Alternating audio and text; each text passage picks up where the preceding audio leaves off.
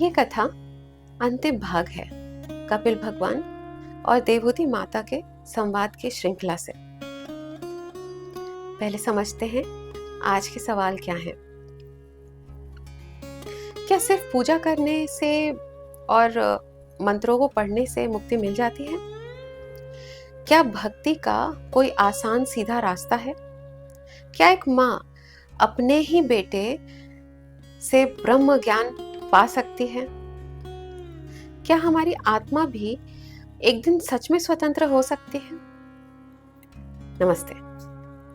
ये सवाल सिर्फ देवहूति के नहीं है, बल्कि हर एक जीव जो आज इस दुनिया के झंझट से मुक्त होना चाहता है, सबके हैं।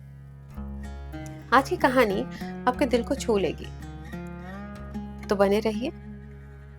शुरू करते हैं इस सफर को। वन खामोश था, एक दिव्य सुनहरे सन्नाटे से घिरा हुआ था। कपिल भगवान और माँ देवहूति के बीच का पवित्र संवाद अपने दिव्य चरम बिंदु पर पहुंच चुका था। उनके शब्द केवल ध्वनि नहीं थी, वो प्रकाश थे। और देवहूति, जो कभी एक जिज्ञासु थी, अब एक ऐसी शांति से चमक रही थी जो तब आती है जब किसी की आत्मा को अपने असली रूप में जान लिया जाता है। कपिल भगवान ने, जिनकी दृष्टि समांतरों जितनी विशाल है, कोमल स्वर में कहे, हे माता, जो भक्ति योग मेरे प्रति वासुदेव के प्रति किया जाता है, वो तुरंत ही सांसारिक बंधनों से विराग देता है और उस प्रकाशमय ज्ञान को प्राप्त करता है जो ब्रह्म ज्ञान तक ले जाता है। ये था सारे आध्यात्मिक साधना का सार। सभी योग मार्गों का अंतिम फल किसी कठिन क्रिया या तर्क विमर्श में नहीं छुपा था, बल्कि विराग और आत्म साक्षात्कार में है। और भक्ति योग, जो प्रेम और समर्पण पर आधारित है, न केवल इस मार्ग को संभव बनाता है, बल्कि उसे तुरंत प्राप्त करने योग्य भी बना देता है। कपिल देव का स्वर देवहूति के हृदय में एक शांत नदी की तरह लहराया। ब्रह्म एक ही है, आनंदी, चेतन और निर्गुण, लेकिन मोह के कारण वही एक सत्य इंद्रियों से देखे जाने वाले इस विश्व के रूप में पतित होता है।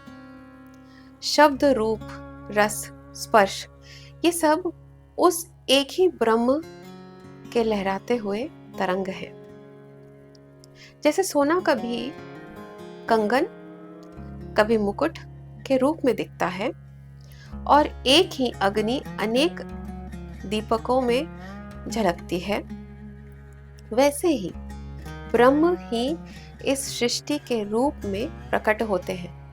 महतत्व, अहंकार, 5 महाभूत और ज्ञानेंद्रियों के 11 रूप में। लेकिन उसकी मूल सत्ता कभी नहीं बदलती। जिसे हम संसार कहते हैं, वो बस नाम रूप के माध्यम से दिखाई देने वाले ब्रह्म ही हैं। कपिल भगवान ने कहा, ये सत्य केवल वही लोग देख पाते हैं जिनका चित्त एकाग्र हो और बुद्धि असंग हो। और ये सब होता है श्रद्धा, भक्ति और गहरे वैराग्य के द्वारा।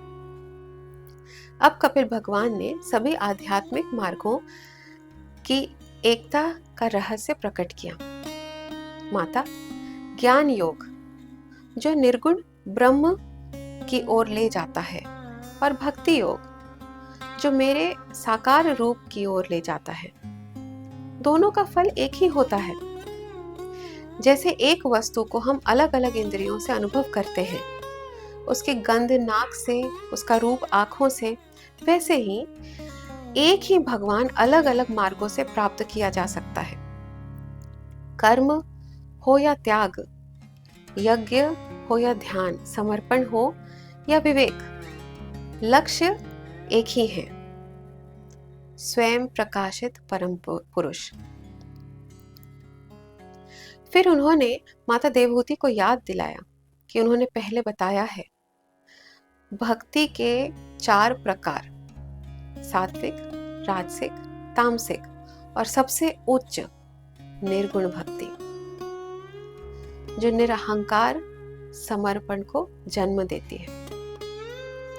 काल, समय का स्वरूप जो सूक्ष्म है, अमोघ है और हर जन्म दुख और विकार का कारण है, और ये भी कि केवल पवित्रता, भक्ति और विवेक के साथ ही माया के पर्दे को चीर कर चेतना जगाई जा सकती है। लेकिन कपिल भगवान ने साथ ही एक गंभीर चेतावनी दी। ये ज्ञान उन लोगों को कभी ना दिया जाए जो अहंकारी हैं, ईर्ष्या से भरे हैं या भोगों से अधीन रहकर जीवन जीते हैं, और उन्हें भी नहीं जो मेरे भक्तों का अपमान करते हैं।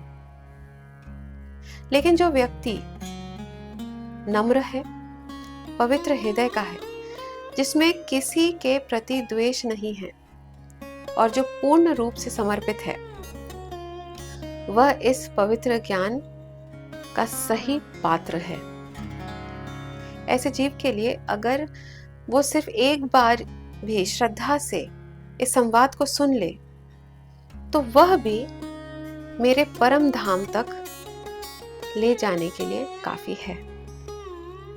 मैत्रेय ऋषि ने श्रद्धा भय स्वर में कहा। जब देवहूति ने ये अमृतमय वचन सुने तो उनके हृदय से ज्ञान का पर्दा उठ गया। उन्होंने अपने पुत्र को, अपने गुरु को, अपने भगवान को श्रद्धा से प्रणाम किया और उनकी स्तुति की। उनका स्वर भक्ति से कांप रहा था। हे प्रभु, ब्रह्मा जी स्वयं आपके कमल नाभि से उत्पन्न हुए और उन्होंने आपके सूक्ष्म रूप को ध्यान किया। उस रूप में ही यथार्थ तत्व छुपा है, जो सत्व और समस्त तत्वों से युक्त है। आप कर्मों से परे होकर भी अपनी दिव्य शक्तियों के द्वारा सृष्टि का निर्माण, पालन और विनाश करते हैं। अब देवहूति ने अपने पुत्र को केवल एक मां की दृष्टि से नहीं, ब्रह्म के साक्षात स्वरूप के रूप में पहचान लिया था, जो माया को विनाशित करता था और समस्त वेद ज्ञान का सार है। जैसे आपने पहले वराह आदि अवतारों में रूप में धर्म प्रेमी जीवों का उद्धार किया था, वैसे ही ये कपिल अवतार मुमुक्षु जीवों के मार्गदर्शन के लिए है। मैं आपको प्रणाम करती हूँ, हे विष्णु स्वरूप, जिनके स्वभाव में ही नित्य आत्मा का प्रकाश विराजमान है। कपिल भगवान सुबह के सूरज की तरह शांत और प्रकाशमान अपनी मां से कोमल स्वर में बोले, हे देवी, जो सरल मार्ग मैंने तुम्हें बताया है, अगर तुम श्रद्धा से भक्ति के साथ उस पे चलो तो बहुत जल्द तुम परम धाम तक पहुंच जाओगी। अपना दिव्य कर्तव्य पूर्ण करके कपिल भगवान ने अपनी मां से विदा ली और देवहूति अब पहले जैसे शोक में डूबी मां नहीं थी, बल्कि एक साक्षात्कारी योगिनी के रूप में वहीं रह गई, अंतर से बदली हुई, मुक्त और प्रकाशित। अपने वन आश्रम में देवहूति ने अपने पुत्र द्वारा सिखाए गए आत्म साक्षात्कार का योग का अनुष्ठान वैसे ही किया जैसे उन्हें बताया गया था। उन्होंने अपने पूर्व जीवन के दिव्य सुखों को त्याग दिया, वो सुख जो देवता भी तरसते हैं। जैसे कोई ऋषि स्वप्न को छोड़ देता है, लेकिन वो अब भी एक माँ थी। कभी कभी उनका हृदय अपने पुत्र के लिए तरसता था, जैसे एक गाय अपने बछड़े के लिए रोती है। वैसे ही विरह का दर्द उनके शांत मुख पर कभी कभी उभर आता था, परंतु वो फिर धीरे से अंतर शांति में लौट जाती थी और अपनी आत्मा को उस रूप में विश्राम देती थी।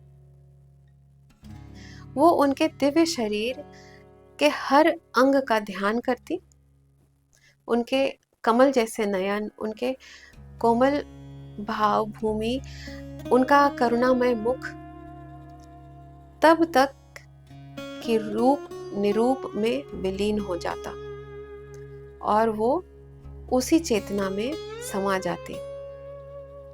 अब उनकी आत्मा ज्ञान, भक्ति और वैराग्य के माध्यम से पवित्र हो चुकी थी। माया के आवरण टूट गए थे, अहंकार चुप हो गया था और वो अनंत आनंद में लीन हो गई थी। वो जो सबका आधार है उसमें पूरी तरह लीन हो चुकी थी। मैत्रेय ऋषि ने कहा, देवहूति ने उस पवित्र स्थल पर भगवान के साथ एकता पाई, जो तीनों लोकों में सिद्ध पद के नाम से प्रसिद्ध हो गया, अर्थात सिद्ध आत्माओं का निवास स्थल।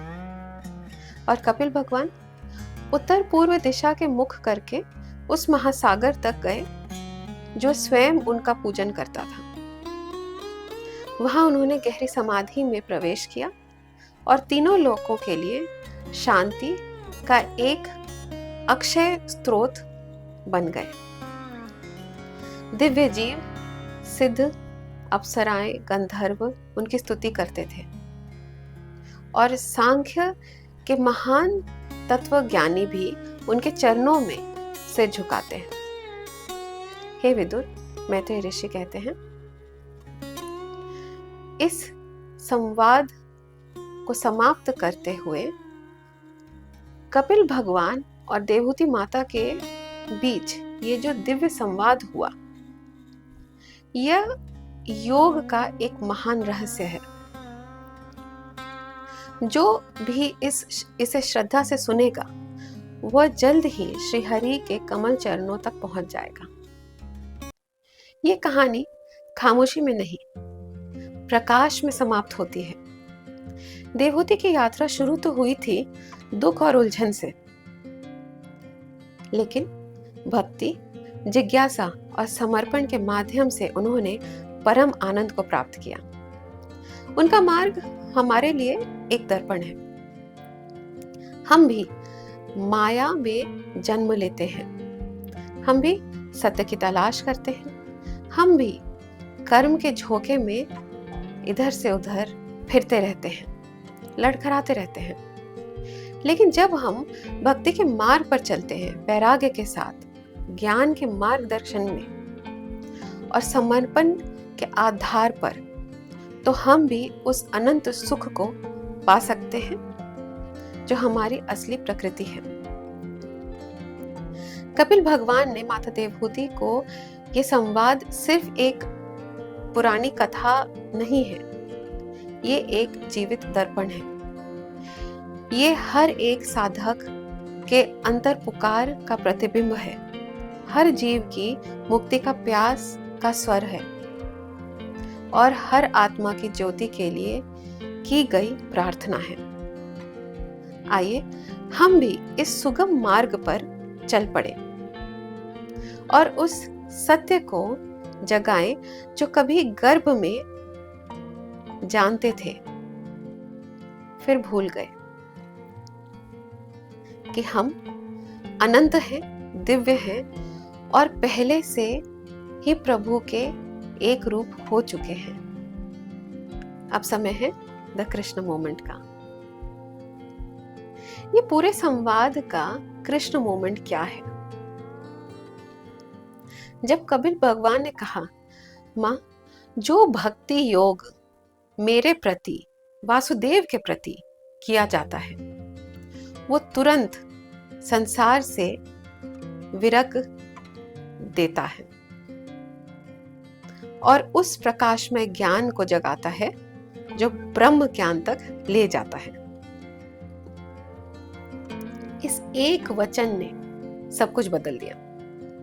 जो देवहूति पहले एक जिज्ञासु थी, अब एक जागरूक योगिनी बन गई। न कठिन तपस्या, न जटिल ज्ञान, सिर्फ प्रेम और समर्पण ही काफी है। ये है द कृष्ण मोमेंट, जहां आत्मा ने अपना असली रूप पहचान लिया। अंत में इस कथा को जरूर शेयर कीजिए। सिर्फ सुनिए नहीं, जीना शुरू कीजिए। यही है कपिल मुनि का संदेश।